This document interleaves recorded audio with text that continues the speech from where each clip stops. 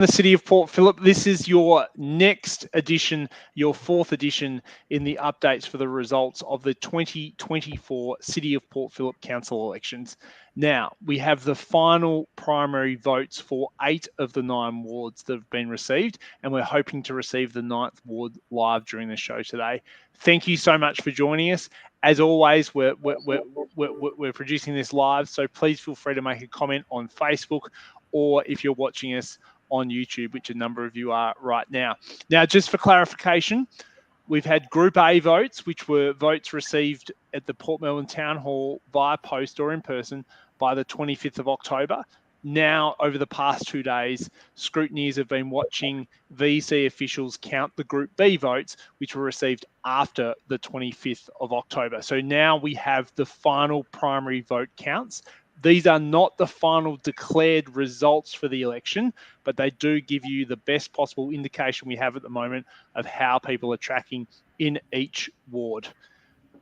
I'm joined by Greg Day, our co-host expert. Greg, how are you? Good, thanks, Marcus. Good to see you. No troubles. Hopefully we'll also get our South Melbourne results through here today also as we're live online. Again, if you've got any questions or comments, please feel free to post them down below. Let's get straight into the results here today, Greg. Let's start with Lakeside Ward, where we've seen pretty much a similar result to what we saw from Group A and Group B votes combined. We've seen the ROP candidate here, Brian Mayers, consolidate his position, but we have seen a significant change in the second and third positions, with the Greens pulling ahead of the independent Liberal Joe McDonald. Greg, yeah, well, the Greens got a much bigger slice of the Group B votes, so that brought them ahead. So it reduced Brian's lead, but also brought the Greens ahead of Joe McDonald. So just to go for it. So this race has tightened, really. So it's harder to call.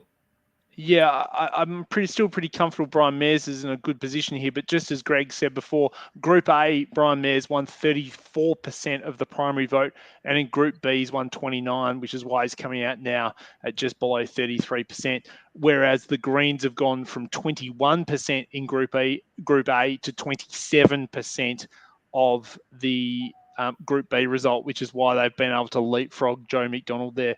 That changes things slightly, but generally speaking, you would think the PPP preferences scatter, the ALP Green goes to the Greens, and the majority of Joe McDonald should go to ROP.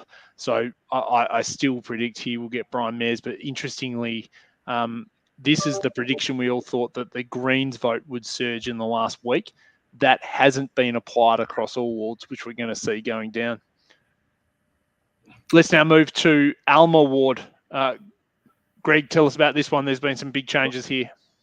Yeah, well, Alma, this has got harder to call because Justin did very well at the beginning, but there's been another Greens bump in the B vote, which has brought up Josie Foster's vote. And so she's jumped ahead of, and the tricky bit here is we've got the Labor vote has been split by independent Dick. So we don't know where Jill Horman's preferences will go. So if they go to, if they flow more strongly to Dick, he could pass Brendan, and then that would put him back in the race.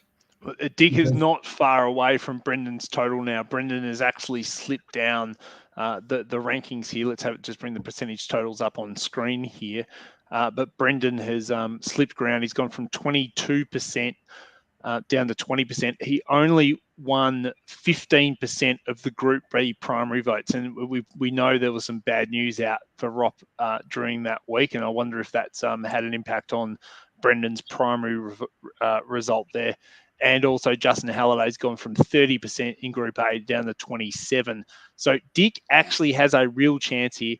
It's remote, but all he has to do now is get above above Brendan on those preferences, which would think is fairly likely to be in with a shot here again. But, to get above the Greens, above that is we'll have to wait and see what happens. But you would think the Rock preferences would flow the Dick more than the Greens.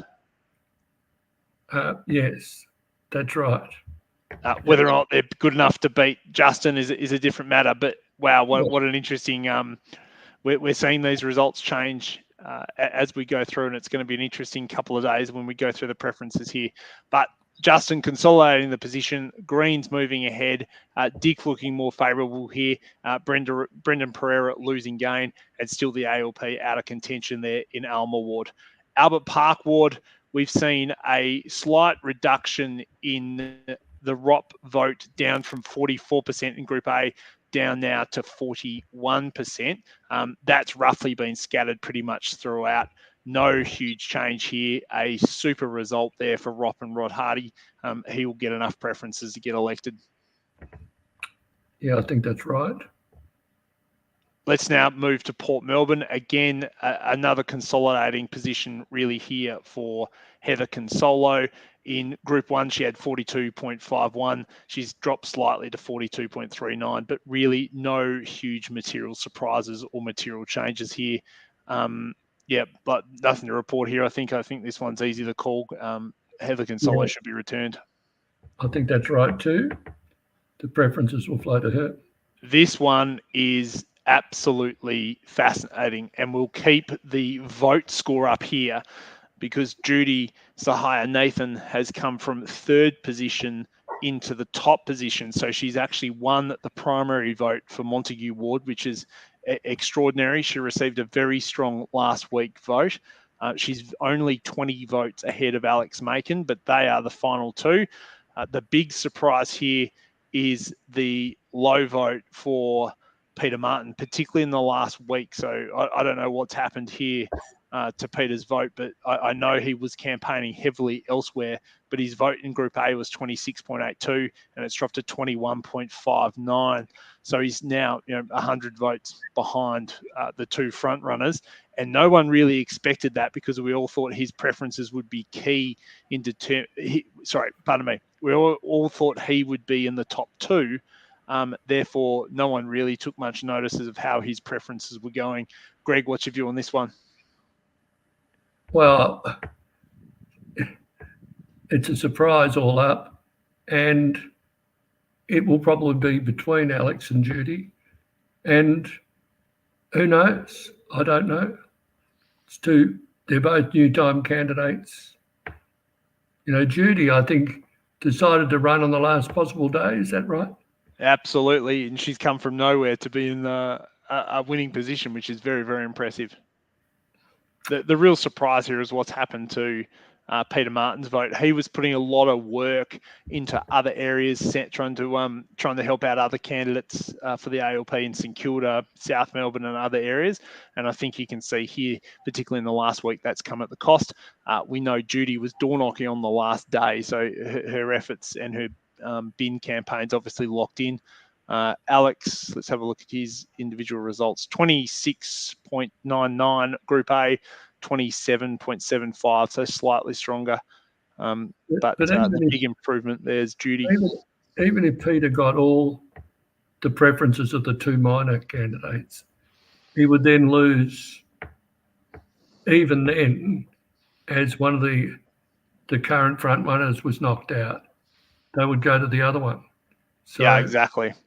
It's too close to call on this one. You would think Peter Martin tells me he was walking around saying probably preference Judy if it wasn't him, but who knows where these preferences go.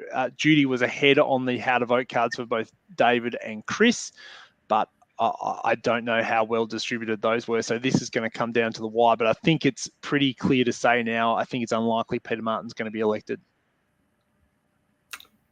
That's right. I'm trying not to use the word toast. Yeah. Well, I do notice in the Twist newsletter you've been saying he'll have more time to coach his football teams. Yeah. Let's now move to Balaclava Ward, where it's gotten a lot closer in terms of the ALP moving further away from the Greens. the Greens have gone from a Group A result of 25.34 up to 31.42 to end just behind now the ALP, just 40 votes behind Libby Buckingham. Into 26.75. Libby Buckingham still out in front, 40 votes ahead at 27.38. Greg, you're much closer to the ground than I am on this one. What are your thoughts on Balaclava Ward, and where do you think the preferences go? Well, I think the strongest flow will be from Alex Darton to the Greens, and so that'll give them a boost. But can you put the chart back up? But all the others will all go all over the place, and to be honest, it's going to be a red or green, but I don't know which. So. Nor do I. I think probably based on the how to vote card preferences, I'd probably be going the ALP over the Greens, but still it's too close to call. Interestingly, this is probably the only ward where we actually have good traditional party performance, which was a bit of a surprise to me. I actually thought the independents, based on my early predictions, would do pretty well in this ward. They've significantly underperformed, particularly versus the results that we've seen in other wards, such as St Kilda, where the independent candidates are well ahead of the established party candidates. Well, yeah, and the scuttlebutt is that with so many candidates, people didn't know who to vote for. And so that's sprayed all around. So there'll be a preference spray as well. So that's why the major parties did well there. Let's now move to Elwood, Greg. There's been a big change here. The Greens have now pulled ahead of Louise Crawford down in Elwood Ward. This is a surprise, and also the gap between the first two candidates and the third candidate, which is independent Janet De Silva, has widened, which means the two-party preferred is going to be an ALP Greens affair. The two independent candidates did issue how to vote cards, and they all put the incumbent Louise Crawford last. So the margin has widened for Louise to retain her seat. What are you hearing on the ground on this one, Greg? Well, I know that the PEP people are very confident about Janet. They think that she's going to get most of Sally Gibson's, which will pull her ahead of the other two. And then if Louise is last, then her preferences will go to the Greens, and the Greens will win. So it's a tricky. It's still too close to call, but only was that 35. I know it's a bit more than that. 35 votes, is it, between the top two or thereabouts? It's less than 40, I said. Yeah, it's razor tight. Still pretty unpredictable. I'm actually surprised that the Louise's vote didn't strengthen in the last week. I thought she would have actually moved ahead a bit. The Greens vote, as in the other ward, 28% Group A, 34% Group B. So very late. And Louise's vote's actually gone down a little bit from Group A to Group B. Well, obviously the margin's widening out. De Silva's vote's gone down from 27% in Group A down to 20% in Group B. We'll have to wait and see what happens with preferences. This one truly too close to call, and it's changing fairly substantially as we get to the final. But congratulations to the Greens for winning the primary vote in Elwood. Now let's go to congratulate Jenny Roper, who has run a blinding campaign in St Kilda, and completely the opposite trend in this ward versus what we saw there in Elwood. The three independents have beaten not only the established parties in the ALP and the Greens, but they've beaten two incumbent councillors. But the gap between Tim Baxter and Robbie Nwagi has actually closed. So I don't think you can, this is too close to call. I think personally, we'll hear from Greg in a minute, Surge is the one to catch, but don't rule out a very low probability victory by even Tim Baxter, assuming that he will get the majority of the Victorian Socialist preferences and move ahead of Robbie. So still too close to work this one out. But Greg, you're the expert on St Kilda. What are you hearing on the ground? The expert on St Kilda, it's very tricky. I think in the second count, Jenny's votes, she got more votes in the second count, so she's moved ahead, which is really good for her because she's got to stay ahead of Serge. Now, I think Colleen's votes will go to Tim, which will get him ahead of Robbie, which will get then his preferences will go to David Blakely, who might fall ahead of Serge. So I don't know. I put in my blog that it's maybe Roper, Thonman or Baxter in a preference spray. But you didn't need to be a genius to work that out.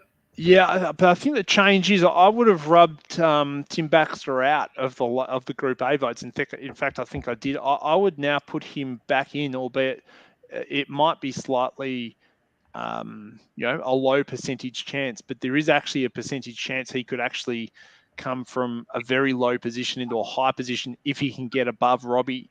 You would think that Robbie's preferences would preference him over pretty much all of those three independents, with perhaps the exception of Sturge. So very unlikely, don't get me wrong. David gave his preferences to Tim. Yeah, yes, he over Robbie? Yes. Okay. Well, there you go. So, So it's tricky. Let's not make any bold predictions, but you'd probably say the beat still at the moment is Serge, based on where the preferences flow and where his primary vote margin currently sits. But this one will be a surprise for everybody and anyone. The 9th ward that we're missing here is South Melbourne Ward. We don't have that on the books at the moment. And we won't have that for a couple more hours. The reason we wanted to bring this to you now is we've got some functions on this evening that we can't broadcast live from. So we wanted to make sure that you had the best information you possibly can. There's been a lot of election coverage in the media in the past 24 hours. So we thought now is the best time to release some. Also, I'll just put it up there. We got a comment there from Tim saying Sally Gibson, a correction from me, Sally Gibson in the Elwood Ward recommended preferences to Crawford ahead of the Greens. So thank you for that correction. I appreciate that. I thought both independents did their preferences a similar way, but that's not the case. Greg, thank you so much for joining us here you have today. to remind people that the preferences don't get distributed till Friday and Monday. Well, take us through exactly how that process works, if you could, Greg. Well, they're doing the votes that they counted yesterday. They're distributing those votes on Friday, and the ones they counted today, they're doing on Monday. So that means South Melbourne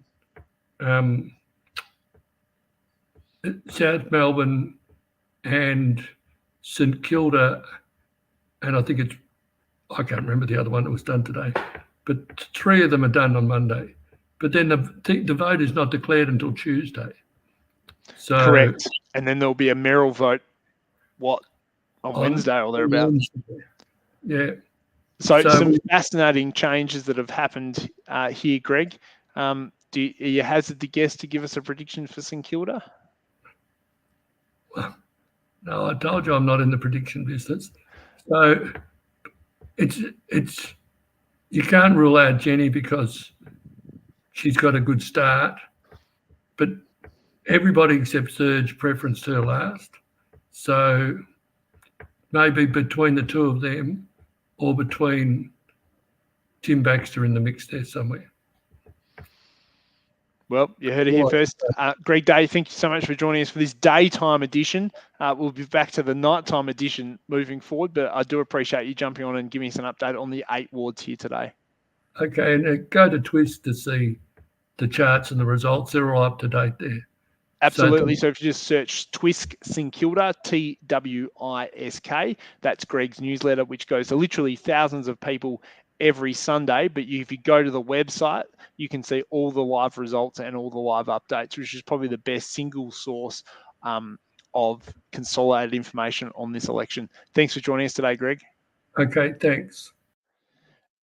Now, there you saw a number of results have been moving around today. It shows how close some of these battles are, but particularly Elwood, St Kilda and Montague, where there's literally only 20 votes covering between the first person and the second person.